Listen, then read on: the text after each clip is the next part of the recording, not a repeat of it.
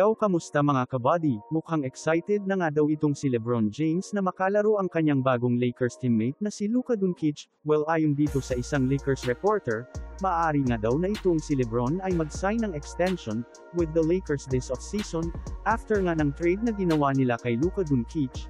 At ito'y pagpapakita ng ating idol na itong si LeBron James, ay parang nakikita niya nga daw na ma-extend ang kanyang NBA career ngayong itong si Luka ay nasa kanyang team, at ang isa pa nga daw na rason, kung bakit magiging excited si LeBron James sa mga darating na laro, abay hindi na nga daw siya ang babantayan ng mga best defenders, na kanilang kakalabanin na dahil ito nang si Luka ang kanilang number 1 option para nga bantayan, at ang game nga daw at ang floor ang court para kay LeBron.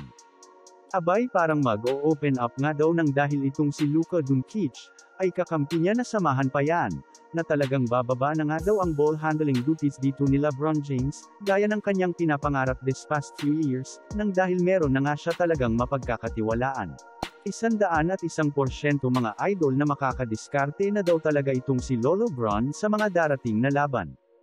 Dahil may katuwang na siya at sasalo ng mga responsibilidad para makamit ang kampyonato.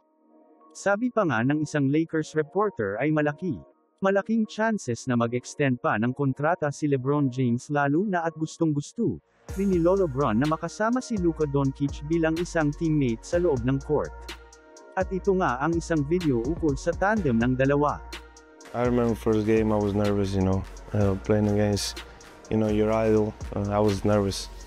I was able to inspire a kid that wasn't even in America, and that's pretty special. His ability to make plays not only for himself, for his teammates, to rebound and just play for the pure love of the game. It's a beautiful thing to watch.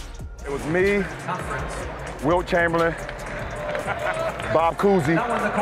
The way he talks to me, it's amazing. One of the best. So it's just a great relationship, and I'm glad, me from Slovenia, I can play games like this against LeBron. So it's just special.